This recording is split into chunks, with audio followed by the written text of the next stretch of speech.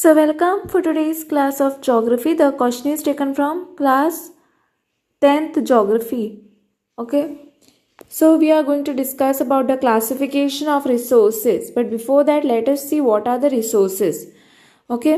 Let us see the definition of the resources.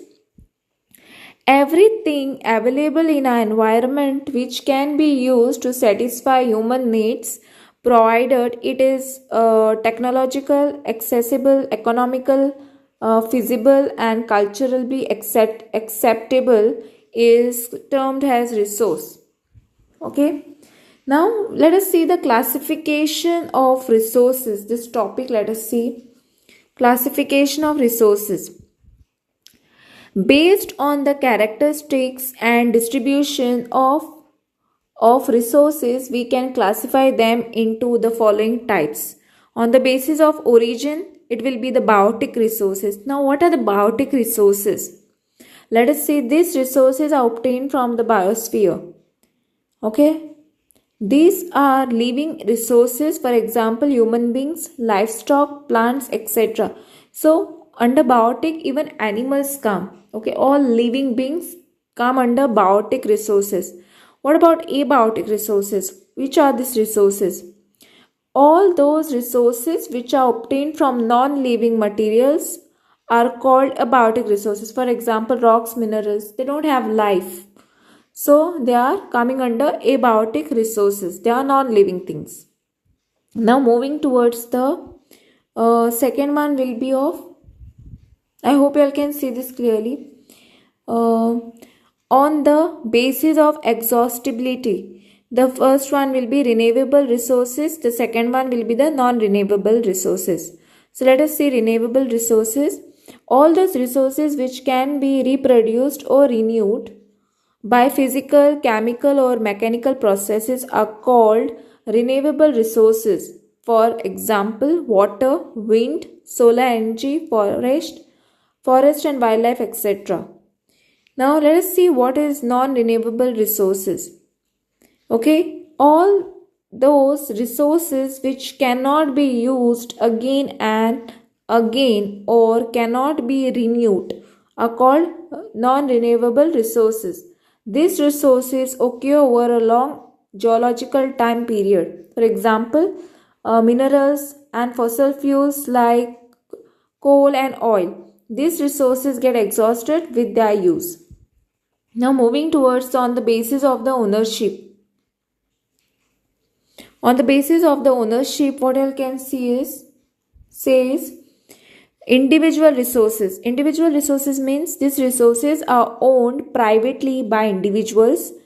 For example, land owned by a farmer, ponds, wells, etc. Now, community owned resources means this is individual means we all know. Individually owned resources, and this is community owned resources, resources which are accessible to all members of a community are known as community resources. For example, village pond, village well, grazing ground, rural ground, playground, etc. It is we can use. Okay, all people can use this from that community. Now moving towards the national resources. In fact, all resources belong to the nation.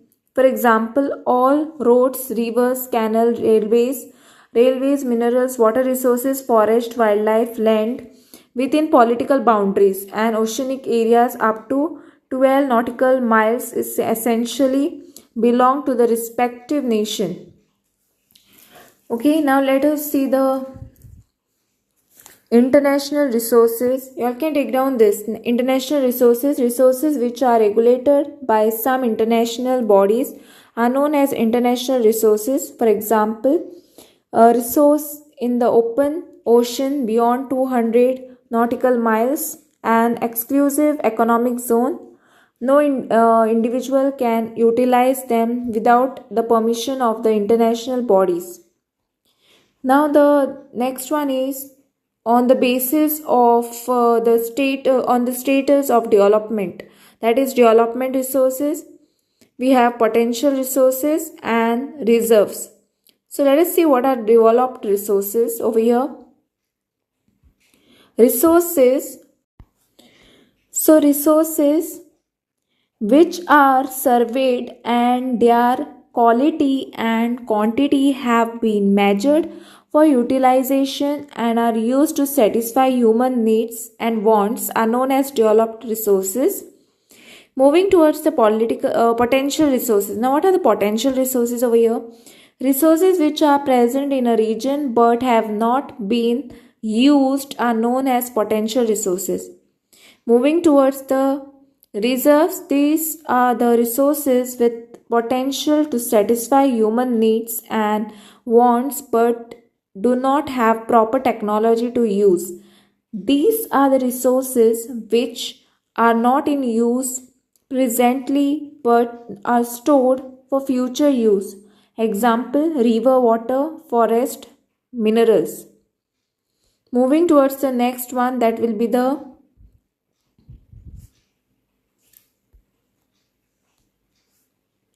causes of resource depletion. First one is rapid growth of population, second one will be technological development, and the third one is overexploitation and unwise utilization of natural resources. Next point is increased waste due to growing materialism and consumerism, use and throw culture. So this is use and throw culture. So I hope you have understood all the concept is clear. You can just take down this information, and thanks for watching. Don't forget to like, subscribe my channel and share with your friends. Press the bell icon for more updates.